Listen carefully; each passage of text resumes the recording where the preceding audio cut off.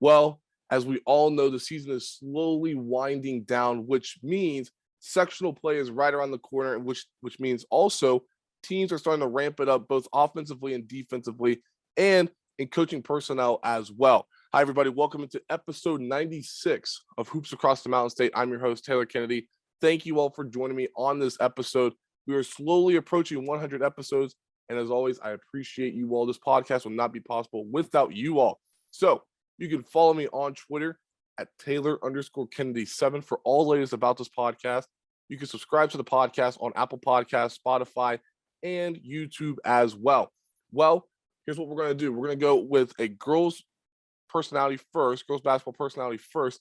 Then we're going to go over to the boys basketball side, and we're going to be joined by a player from there as well. As I said before, there are a lot of great stories hidden within the state of West Virginia in regards to where teams were a few years ago compared to now. And this is a good story. I love this story, and I'm interested to see how we can sort of mold this all together and make it into something you all will enjoy. So with that being said, please put your hands together or even little jazz snaps, whatever you feel like comfortable doing. But please welcome Capital Girls Head basketball coach, Michael Cunningham. Coach, welcome to the program. Thank you for having me. It's a blessed time for me. I appreciate reaching out and getting me on your podcast. Absolutely. Well, this is your fifth season, coach, and looking back at year one, you guys were 0-23. Now you guys are 11-10 in your fifth season with the Lady Cougars. But when you look at where you guys were a season ago compared to now, what's changed during that span? Well, just the girls just buying in.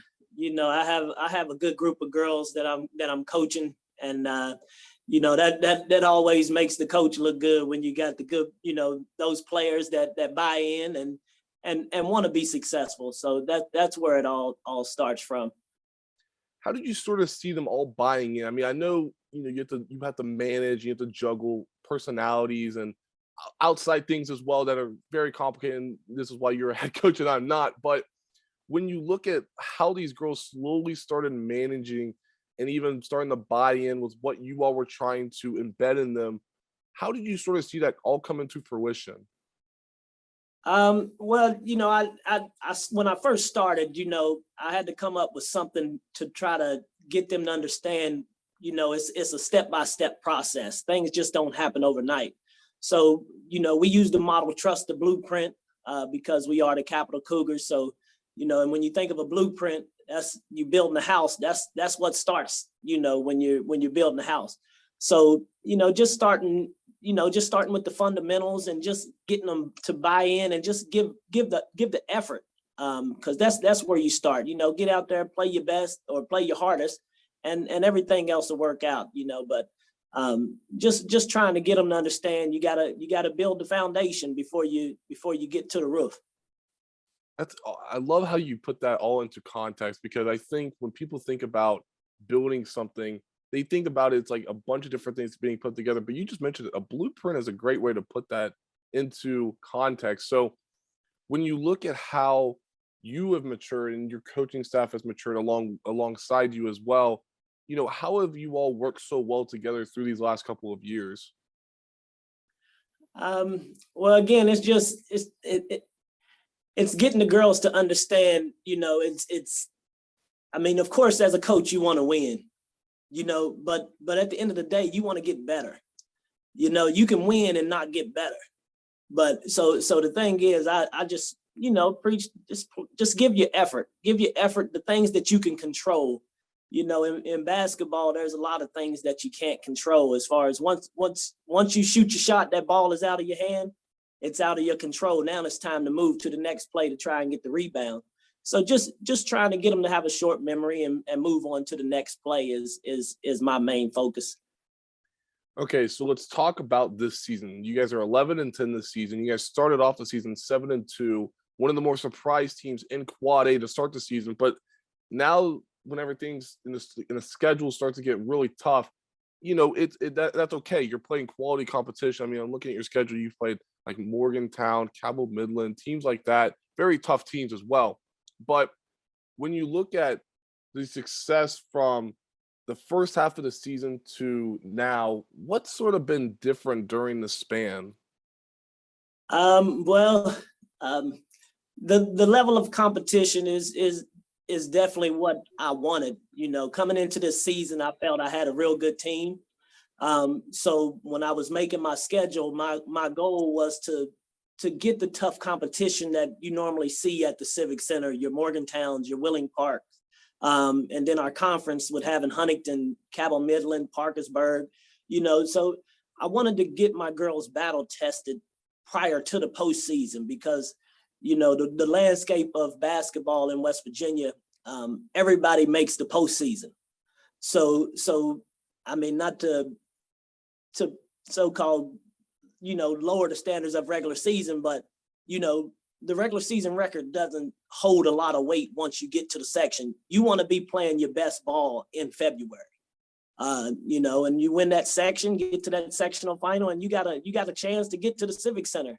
And then it's about putting 3 games together once you get there. So, you know, starting this week coming, you know, we're trying to lock in and be ready for that sectional semifinals. So looking at where you guys are at now, but now let's go to the future now. So sectional play is right around the corner. And when you look at where you want your team to improve once that first game of sectional play occurs, what do you want to see different from your squad since you guys have had so much time to get ready for that first sectional game? Right. Just teamwork, you know, just continue to buy in and trust each other. And you know, and I think everything will fall the way it's supposed to fall. Like I said, just control what you can control right now. We're preparing for Riverside. Um, you know, and like I said, we've played them earlier in the season, but you know, when you get to the postseason, all of that regular season stuff goes out the window. You better be ready because everybody is coming to bring that A game. When you look at the identity of this team, I mean, so many different teams have such a core identity, whether it be offensively or defensively, or even both for that matter. But in your eyes, what do you think is making this team be successful and also making them be so efficient as well during these games? Well, you know, the thing is with my team, I've had 5 different players lead us in scoring. You know, so that's the thing. It's like if we can get all of them to go at once, then we'll be real tough to beat. But you know, the thing is, I've had you know Natalia Sales, uh, Talea Boxley, Kyra Brown, Maya Toombs, and actually Kylie Bolger actually lead us in scoring at least 1 game this season. So having that type of balance and to where you know each girl can put the ball in the basket, you know, that's a blessing. And then you have your, you know, I have a couple girls, Skylar Bishop and Kiara Brown that play a solid role for us. So we got a good little rotation and you know, just continue to trust each other and you know, I think we'll be fine. Let's talk about a few of these players for a few minutes. And we'll start with the senior class. You have 4 seniors on this year's team.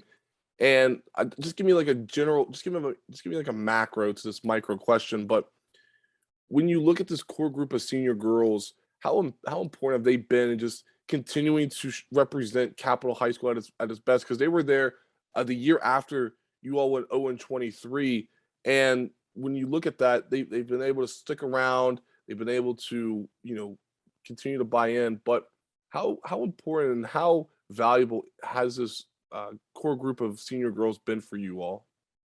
They've been a blessing for me as a head coach, you know, and that's the best way I can describe it. I mean, in the landscape of basketball here in West Virginia, you know, one of the rules is when you're entering high school as a 9th grader, you can go anywhere. You know, living in Charleston, we have 3 schools: George Washington, South Charleston, and Capital High School that are just you know real close to each other. So, you know, having a program that was 0-23 and they, you know, come in as freshmen and stick here for 4 years, that's called the commitment. You know, that's a commitment that they've made and you know, they seen a vision even without me. You know, that was their goal, was to turn the program around and they were a big part of it, you know, and then I have 3 juniors as well that became, you know, a big part of the program as well in our, you know, for this team that we have this year. When you look at people, I mean, obviously in the media, we can hone in on different people, but whenever I talk to a coach, I always want to see who else has been sticking out amongst those people that everybody's already talking about. But if you could, for people that don't know, who are a few girls in your eyes that have you've seen a significant jump from last year to this year? Um, well, I mean, to be honest with you, they all have put in the work. I mean, the 7 that I have in my rotation, like I said, it's been great. My seniors, like I said, one that don't get a lot of press is Skylar Bishop, because she plays hard, man. And that's, every team has that player that you just look out there and it's like, man, they're just playing hard, regardless if the ball is going in, regardless if they make a mistake, they just continue to play hard. And, just seeing her from her freshman year, till now, and the confidence that she's built, it's been awesome to see. But I can't just single her out. I mean, these girls are working hard, man. And that's a blessing with coaching, and that's the part that you enjoy that most people don't understand, just seeing the growth on and off the court. That's why we coach.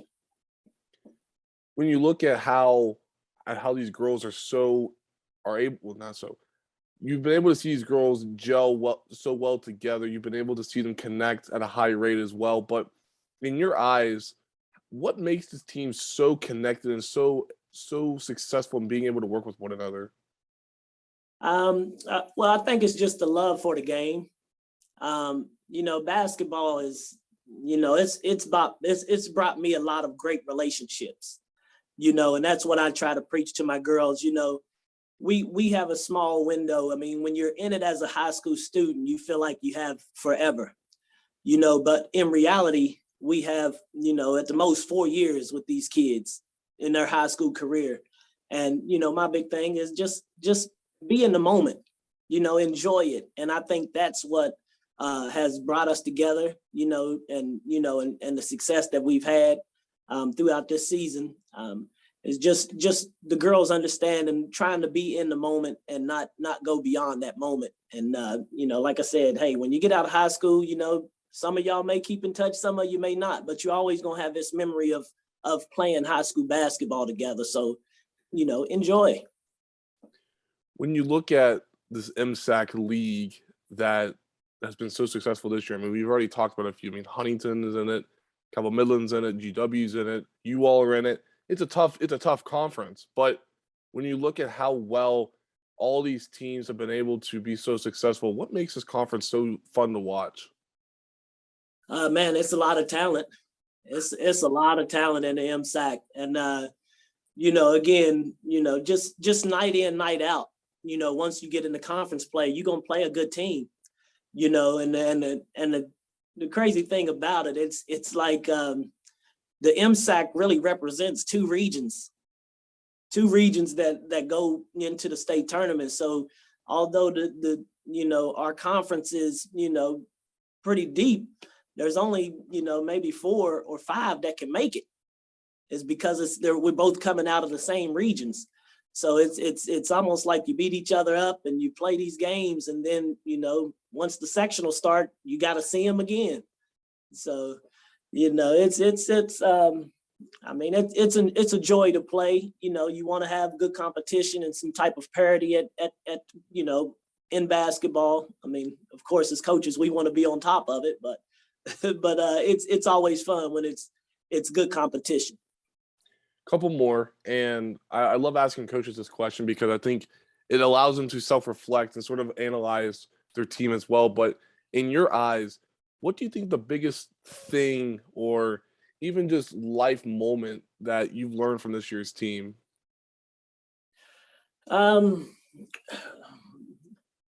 Just I mean, I don't want to repeat myself, but just being in the moment.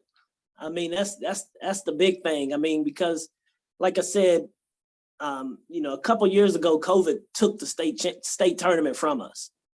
So and COVID is, has still it been around for the last couple of years. I mean, now hopefully it seems like some of the restrictions are loosening, but just be in the moment, because you never know what can stop you from playing this game.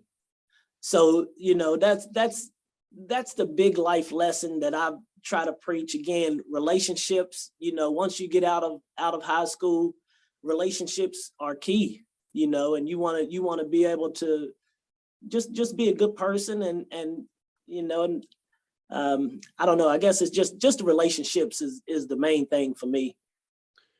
When you talk about this Riverside team that you guys are playing here in the next few days, what needs to happen for you all to escape there with a W? Well, just again, the energy, bring energy. Don't reflect on the game we played in the regular season. Know that it's postseason. Nobody has any wins. Nobody has any losses. And, the thing about the sectional semifinals, this is the end of the season for somebody, so just like I said, staying in the moment, not looking past, and, just trying to execute and do what we've learned all season. And just, again, with basketball, trust your teammates, and, like I said, give all the effort you can. Well, Coach, thank you for your time. It was a pleasure speaking with you, and best of luck during sectional play, and we'll talk soon. All right. I appreciate your time. And again, let's go Capital. Absolutely. We'll take a quick break here on episode 96 of Hoops Across the Mountain State, and we'll talk with our boys basketball guest here in just one moment. Welcome back into episode 96 of Hoops Across the Mountain State. We just spoke with Capital Girls Head basketball coach Michael Cunningham. Now let's go to the boys basketball side, where we are pleased to be joined by Grafton's very own, let me rephrase, Grafton's finest, Ryan Maier. Ryan, welcome to the program. Thank you for having me. So how's everything been for you so far, my man? I mean, you guys are having a tremendous season so far. What have these last few weeks for you been like? Oh, yeah, we've had a great season, and we've had a great couple weeks. This week was huge for us, having 3 big wins against Marion County schools. I think that really helped us with our sectional seedings. So let's start with the biggest one of those wins, and that's the win against the Fairmont Senior Polar Bears. You guys win that game 53-52, and man, what a game that was. I mean, for people that didn't watch, I read about it, so I was able to understand what happened, but it seemed like a very intense game. But when you look at the the wide scale with that win for you all moving forward, I mean, 15-6 this season, how important of a win was that for you all to get that win against such a quality opponent in AAA? Oh, yeah, that was huge for us, not only for sectional seedings, but when we go to the state tournament, we'll need that for a good seeding. So, what did you sort of know earlier in the game that it was going to be a dogfight, or ultimately when it just came down to it, you just knew that, okay, we're better than this team, let's go prove it? Oh, yeah, it'll always be a dogfight against Fairmont Senior. It's always been and always will. So when you look at that game, I assume you probably ate an extra bowl of Wheaties, because going up against a team like that, you're gonna have to get really prepared. Oh, yeah. So let's talk a little bit about the season. And again, I mentioned how you guys' record 15-6 this season, and you guys are pretty much at the top of an AP poll or a coach's poll, regardless of where it is. But when you look at this season so far for you all, how would you best describe this season for you? The season's been great for us and for me. We've lost a couple games that we shouldn't have even been in that position, and I just feel we should be higher up in the rankings than what we are. You guys went on a 3-game losing streak towards the end of January. Then you guys have obviously picked it up, winning 7 of your last 8. So when you look at how everything kind of switched back around for you all following that 3-game losing streak, what's that response been like for you all? It's a great response, because our team just hates losing, and it doesn't look good when we lose. So it's always great to win. So you mentioned how you guys picked up 3 quality wins against 3 quality Marion school opponents. We mentioned the Fairmont Senior win, East Fairmont. You guys win that game by 19, and you guys actually beat North Marion on Saturday. But when we keep talking about seedings, because as I said in the opening, sectional play is right around the corner. So is this the would you agree that this is the right time for you all to play your best basketball? Oh yeah, this is the perfect time to play the best basketball and win. It doesn't really. We would love to win every game that we can, but you just gotta push and win every game towards the end. What makes this team so successful? We play team ball. When we play team ball, we're very, very good. But when we're not playing team ball, we go down. Have you all played? I mean, talking about the core group of seniors that you all have, and maybe even a few juniors as well. Have you all always played basketball together, going back to midget league? Oh yeah. I think we've played basketball since 3rd and 4th grade. Every year we play AAU, travel ball, all of us. We just stick together, play outside, anywhere. So what's your favorite core memory that you have with playing with a lot of these guys that you're playing with this Grafton team?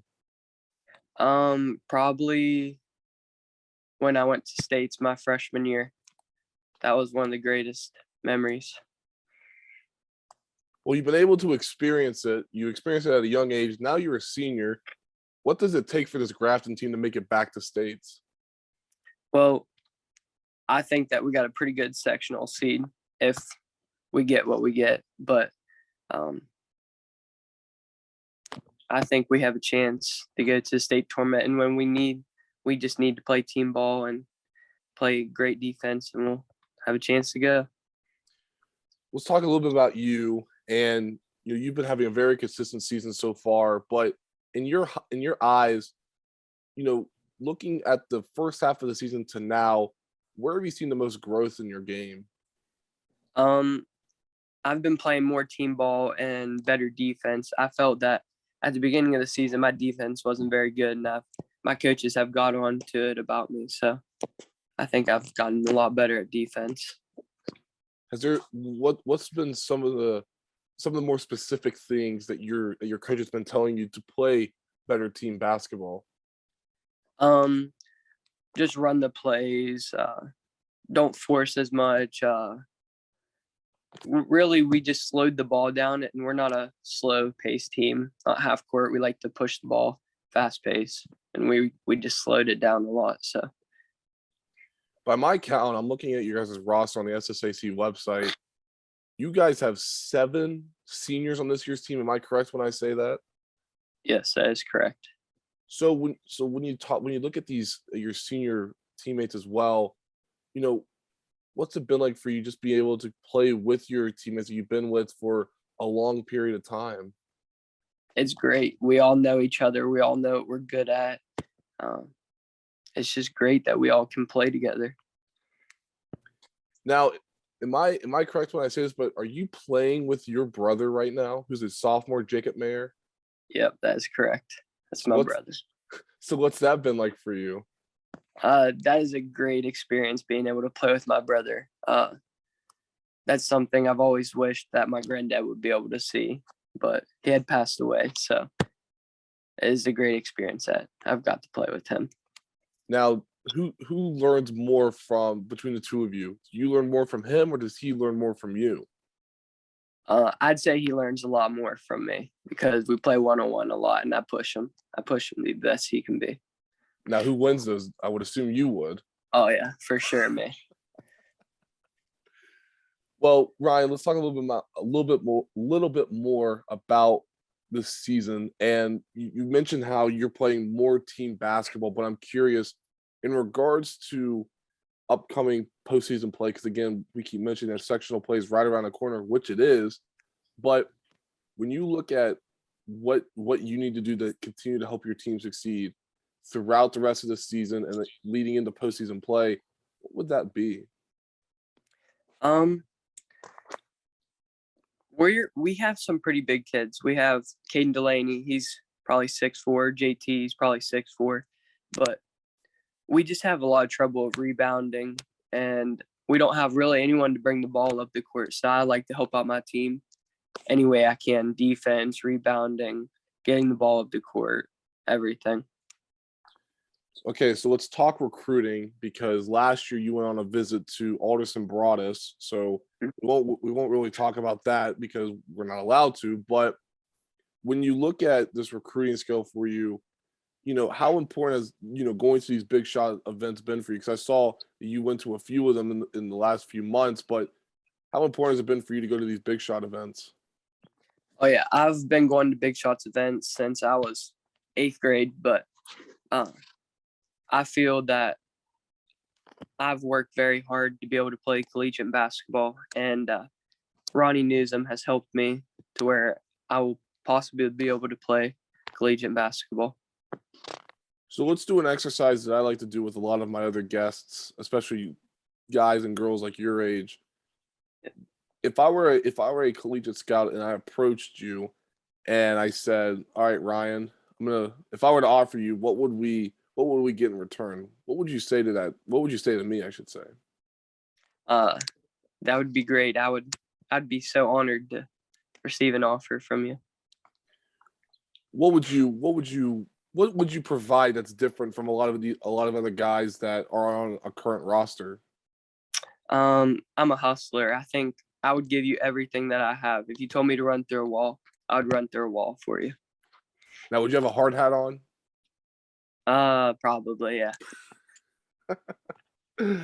Oh my goodness. Well, we're having too much fun with this. It's being too loose. But anyway, so that's good. So um okay, a couple more. And let's talk a little bit about your Coach Michael Johnson.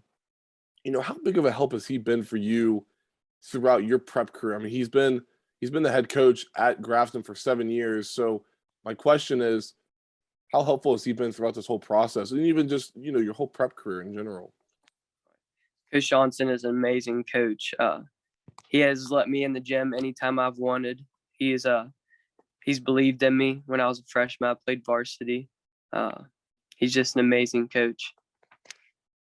In what way has he been, special for you? I mean, obviously you have a great relationship with him, but when you go to him, what's probably the best piece of advice that he's given you? Um, Best piece of advice he's ever given me is let it come to you. Don't try to force it. Just let it come to you, and you'll be successful. Lastly, looking at where you want to be in about a month or so, looking at the fact that you've played in the state tournament as a freshman, and obviously you're trying to get there as a senior.